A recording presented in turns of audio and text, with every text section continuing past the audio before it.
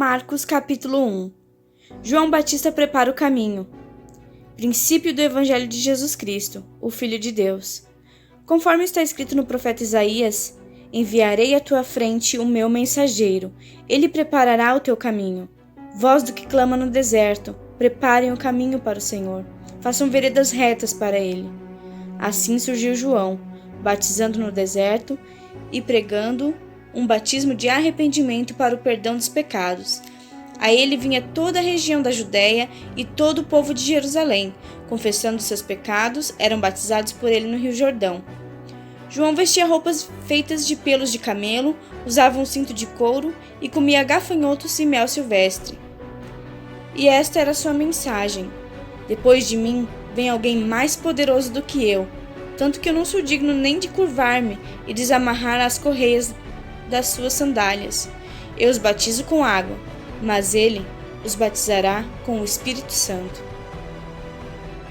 O batismo e a tentação de Jesus. Naquela ocasião, Jesus veio de Nazaré da Galileia e foi batizado por João no Jordão. Assim que saiu da água, Jesus viu o céu se abrindo e o Espírito descendo como pomba sobre ele. Então veio dos céus uma voz: Tu és o meu filho amado, de ti me agrado. Logo após, o Espírito impeliu para o deserto. Ali esteve 40 dias, sendo tentado por Satanás. Estava com os animais selvagens e os anjos o serviam. Jesus chama os primeiros discípulos. Depois que João foi preso, Jesus foi para a Galileia, proclamando as boas novas de Deus. O tempo é chegado, dizia ele. O reino de Deus está próximo. Arrependam-se e creiam nas boas novas.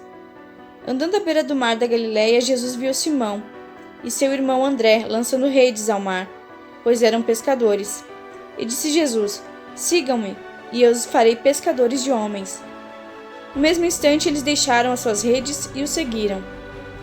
Indo um pouco mais adiante, viu num barco Tiago, filho de Zebedeu, e João, seu irmão, preparando as suas redes.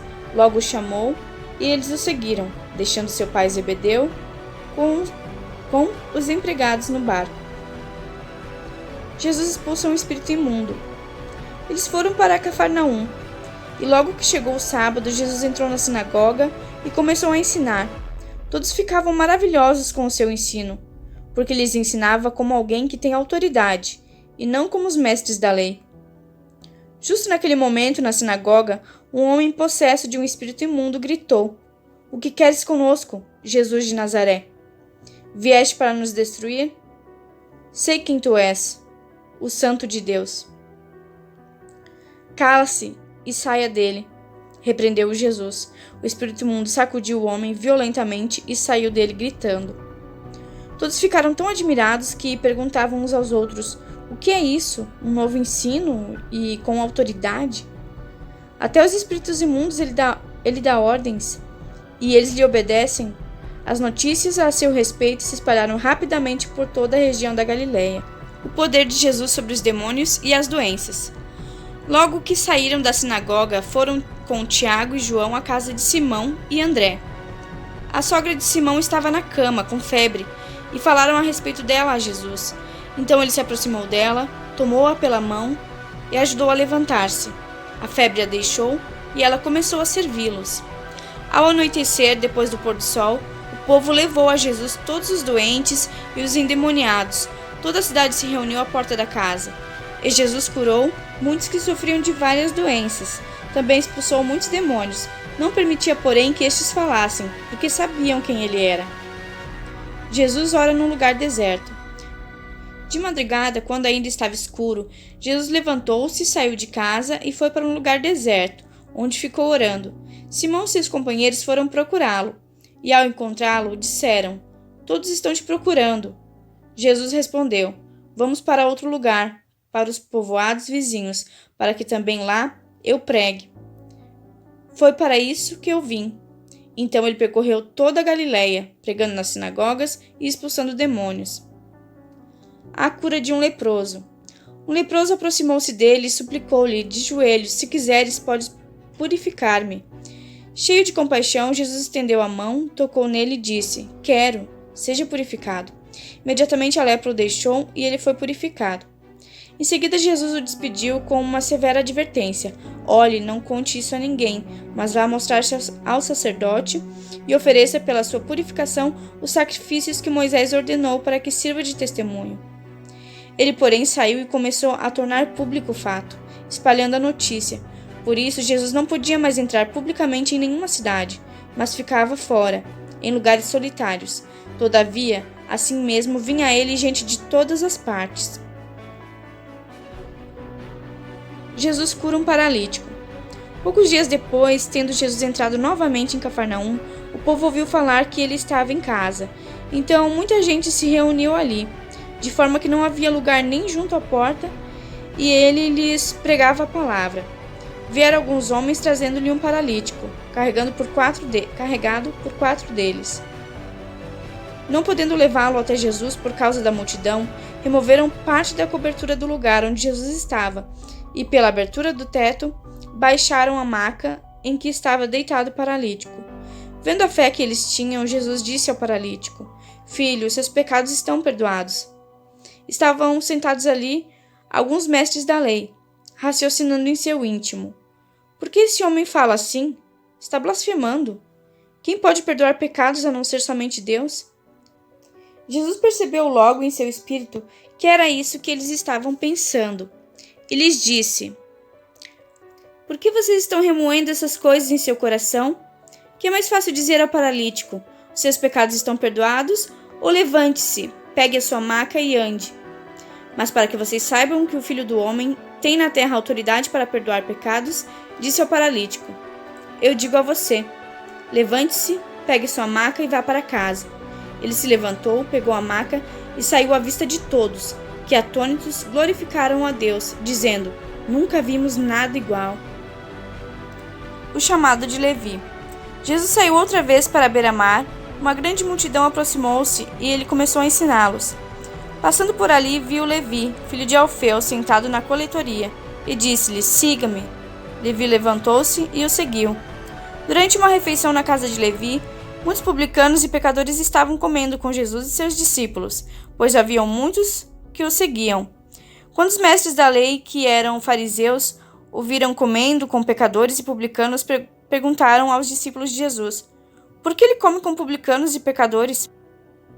Ouvindo isso, Jesus lhes disse: não são os que têm saúde que precisam de médico, mas sim os doentes. Eu não vim para chamar justos, mas pecadores. Jesus é interrogado acerca do jejum.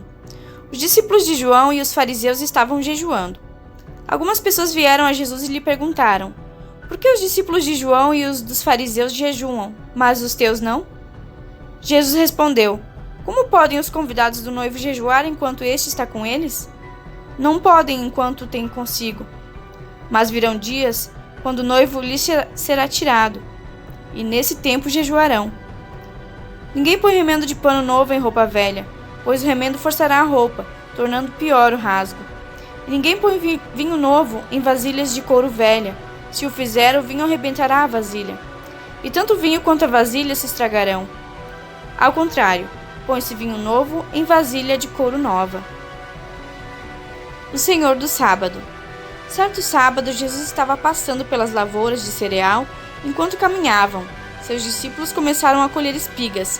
Os fariseus lhe perguntaram: olha, por que eles estão fazendo o que não é permitido no sábado? Ele respondeu: vocês nunca leram o que fez Davi quando ele e seus companheiros estavam necessitados e com fome? Nos dias do sumo sacerdote Abiatar, Davi entrou na casa de Deus e comeu os pães da presença, que apenas aos sacerdotes era permitido comer, e os deu também aos seus companheiros. Então lhes disse: o sábado foi feito por causa do homem, e não o homem por causa do sábado. Assim, pois, o Filho do Homem é Senhor até mesmo do sábado. Noutra ocasião, ele entrou na sinagoga e estava ali um homem com uma das mãos atrofiada. Alguns deles estavam procurando um motivo para acusar Jesus, por isso observavam atentamente, para ver se ele iria curá-lo no sábado. Jesus disse ao homem da mão atrofiada: levanta-se e venha para o meio. Depois Jesus lhe perguntou: o que é permitido fazer no sábado? O bem ou o mal? Salvar a vida ou matar? mas eles permaneceram em silêncio. Irado, olhou para os que estavam à sua volta e, profundamente entristecido por causa do coração endurecido deles, disse ao homem: estenda a mão. Ele a estendeu, e ela foi restaurada. Então os fariseus saíram e começaram a conspirar com os herodianos contra Jesus, sobre como poderiam matá-lo. Jesus é procurado por uma multidão. Jesus retirou-se com seus discípulos para o mar, e uma grande multidão vinda da Galiléia o seguia. Quando ouviram a respeito de tudo o que ele estava fazendo, muitas pessoas procedentes da Judéia, de Jerusalém, da Idumeia e das regiões do outro lado do Jordão e dos arredores de Tiro e de Sidom foram atrás dele. Por causa da multidão, ele disse aos discípulos que lhe preparassem um pequeno barco para evitar que o comprimissem, pois ele havia curado a muitos, de modo que os que sofriam de doenças ficavam se empurrando para conseguir tocar nele. Sempre que os espíritos imundos ouviam, prostravam-se diante dele e gritavam: Tu és o Filho de Deus. Mas ele lhes dava ordens severas para que não dissessem quem ele era. A escolha dos 12 apóstolos. Jesus subiu a um monte e chamou a si aqueles que ele quis, os quais vieram para junto dele. Escolheu 12, designando-os apóstolos, para que estivessem com ele, os enviassem a pregar, e tivessem autoridade para expulsar demônios.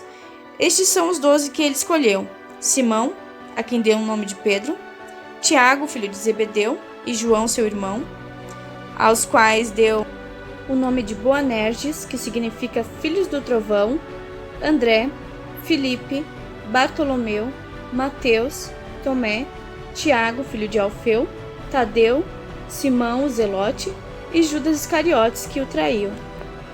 A acusação contra Jesus. Então Jesus entrou numa casa e novamente reuniu-se ali uma multidão, de modo que ele e os seus discípulos não conseguiam nem comer. Quando seus familiares ouviram falar disso, saíram para trazê-lo à força, pois diziam: ele está fora de si.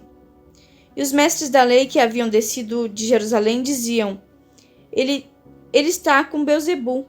Pelo príncipe dos demônios é que ele expulsa demônios. Então Jesus os chamou e lhes falou por parábolas: Como pode Satanás expulsar Satanás? Se um reino estiver dividido contra si mesmo, não poderá subsistir. Se uma casa estiver dividida contra si mesma, também não poderá subsistir. Se Satanás se opuser a si mesmo e estiver dividido, não poderá subsistir. Chegou o seu fim. De fato, ninguém pode entrar na casa do homem forte e levar dali os seus bens, sem que antes o amarre. Só então poderá roubar a casa dele.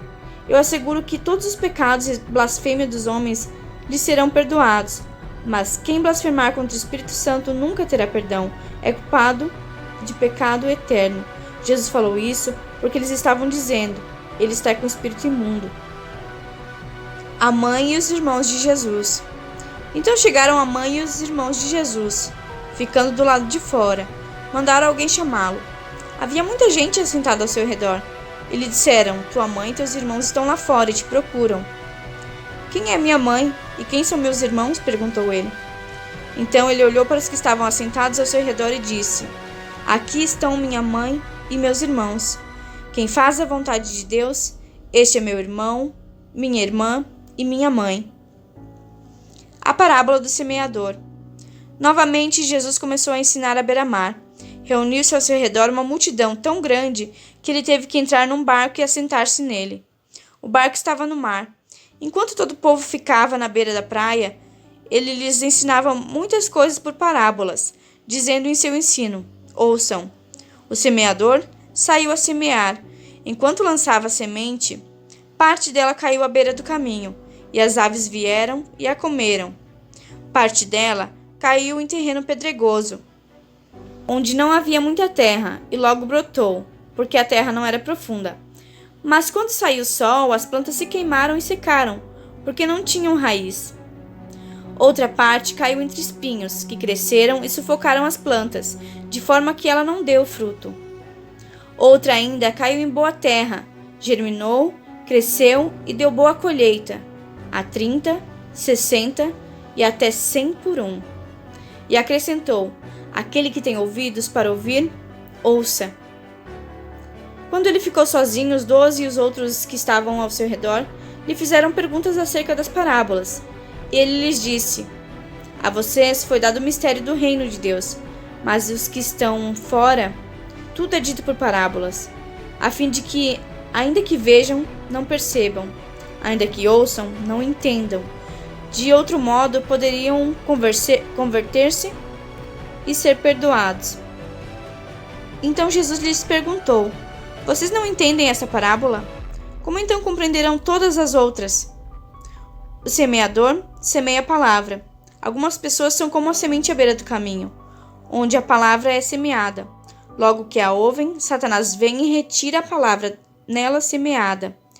Outras, como a semente lançada em terreno pedregoso, ouvem a palavra e logo a recebem com alegria. Todavia, visto que não têm raiz em si mesmas, permanecem por pouco tempo.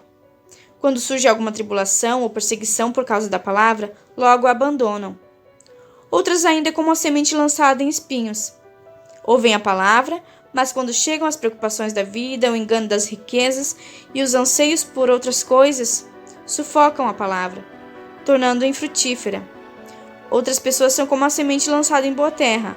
Ouvem a palavra, aceitam-na e dão uma colheita de 30, 60 e até 100 por um.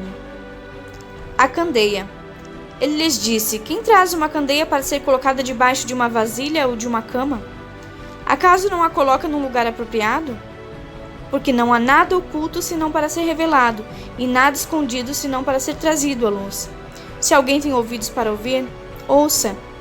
Considerem atentamente o que vocês estão ouvindo, continuou ele.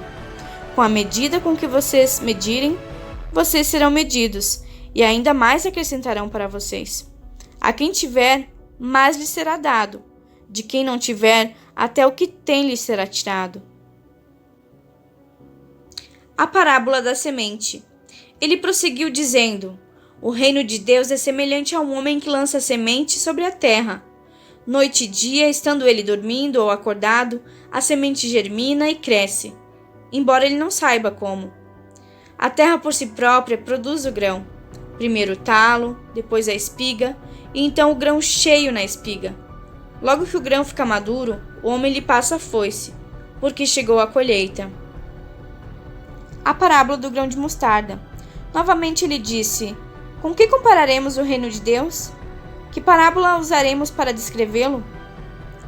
É como um grão de mostarda, que é a menor semente que se planta na terra. No entanto, uma vez plantado, cresce e se torna uma das maiores plantas, com ramos tão grandes que as aves do céu podem abrigar-se à sua sombra. Com muitas parábolas semelhantes, Jesus lhe anunciava a palavra, tanto quanto podiam receber. Não lhes dizia nada sem usar alguma parábola.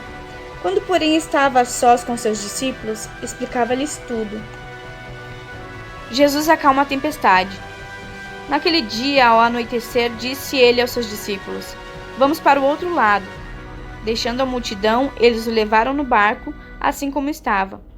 Outros barcos também o acompanhavam. Levantou um forte vendaval, e as ondas se lançavam sobre o barco, de forma que este ia se enchendo de água. Jesus estava na popa, dormindo com a cabeça sobre um travesseiro. Os discípulos o acordaram e clamaram: Mestre, não te importas que morramos?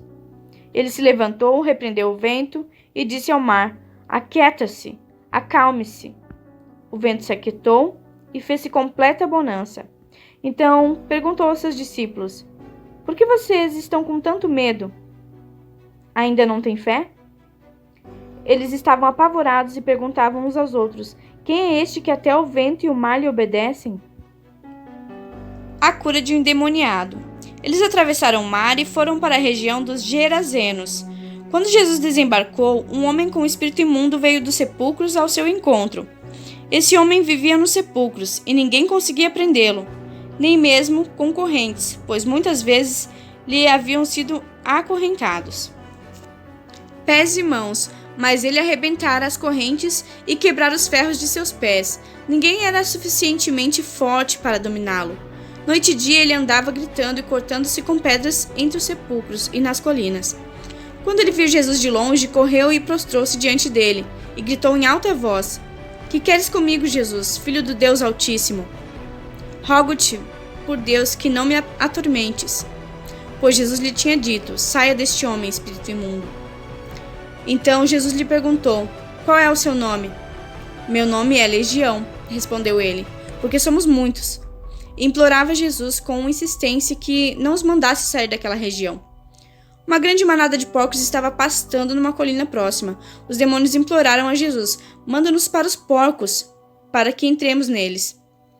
Ele lhes deu permissão, e os espíritos imundos saíram e entraram nos porcos. A manada de cerca de 2.000 porcos atirou-se precipício abaixo, em direção ao mar, e nele se afogou. Os que cuidavam dos porcos fugiram e contaram esses fatos na cidade e nos campos, e o povo foi ver o que havia acontecido. Quando se aproximaram de Jesus, viram ali o homem que fora possesso da legião de demônios, assentado, vestido e em perfeito juízo, e ficaram com medo. Os que estavam presentes contaram ao povo o que acontecera ao endemoniado, e falaram também sobre os porcos. Então o povo começou a suplicar a Jesus que saísse do território deles. Quando Jesus estava entrando no barco, o homem que estivera endemoniado suplicava-lhe que o deixasse ir com ele. Jesus não o permitiu, mas disse: vá para casa, para sua família, e anuncie-lhe quanto o Senhor fez por você, e como teve misericórdia de você. Então aquele homem se foi e começou a anunciar em Decápolis o quanto Jesus tinha feito por ele. Todos ficaram admirados. O poder de Jesus sobre a doença e a morte. Tendo Jesus voltado de barco para outra margem, uma grande multidão se reuniu ao seu redor, enquanto ele estava à beira-mar. Então chegou ali um dos dirigentes da sinagoga, chamado Jairo. Vendo Jesus, prostrou-se aos seus pés e lhes implorou insistentemente: minha filhinha está morrendo. Vem, por favor, impõe as mãos sobre ela, para que ela seja curada e que viva. Jesus foi com ele. Uma grande multidão o seguia e o comprimia. Estava ali certa mulher que havia 12 anos que vinha sofrendo de hemorragia. Ela padecera muito sob o cuidado de vários médicos e gastara tudo o que tinha, mas em vez de melhorar, piorava. Quando ouviu falar de Jesus, chegou por trás dele no meio da multidão e tocou em seu manto, porque pensava: se eu tão somente tocar em seu manto, ficarei curada. Imediatamente cessou sua hemorragia e ela sentiu em seu corpo que estava livre do seu sofrimento. No mesmo instante, Jesus percebeu que dele havia saído o poder. Virou-se para a multidão e perguntou: quem tocou em meu manto? Responderam seus discípulos: vês a multidão aglomerada ao teu redor e ainda perguntas: quem tocou em mim? Mas Jesus continuou olhando ao seu redor para ver quem tinha feito aquilo. Então a mulher, sabendo o que tinha acontecido, aproximou-se, prostrou-se aos seus pés e, tremendo de medo, contou-lhe toda a verdade. Então ele lhes disse: filha, a tua fé te curou. Vá em paz e fique livre do seu sofrimento. Enquanto Jesus ainda estava falando, chegaram algumas pessoas na casa de Jairo, o dirigente da sinagoga. Sua filha morreu, disseram eles. Não precisa mais incomodar o mestre. Não fazendo caso do que eles disseram, Jesus disse ao dirigente da sinagoga: não tenha medo, tão somente creia. E não deixou ninguém segui-lo, senão Pedro, Tiago e João, irmão de Tiago. Quando chegaram à casa do dirigente da sinagoga, Jesus viu um alvoroço, com gente chorando e se lamentando em alta voz. Então entrou e lhes disse: por que todo esse alvoroço e lamento? A criança não está morta, mas dorme. Mas todos começaram a rir de Jesus. Ele, porém, ordenou que eles saíssem. Tomou consigo o pai e a mãe da criança e os discípulos que estavam com ele, e entrou onde se encontrava a criança. Tomou-a pela mão e lhe disse: Talita, cumi, que significa: menina, eu acordo você, levante-se. Imediatamente a menina, que tinha 12 anos de idade, levantou-se e começou a andar. Isso os deixou atônitos. Ele deu ordens expressas para que não dissessem nada a ninguém e mandou que dessem a ela alguma coisa para comer.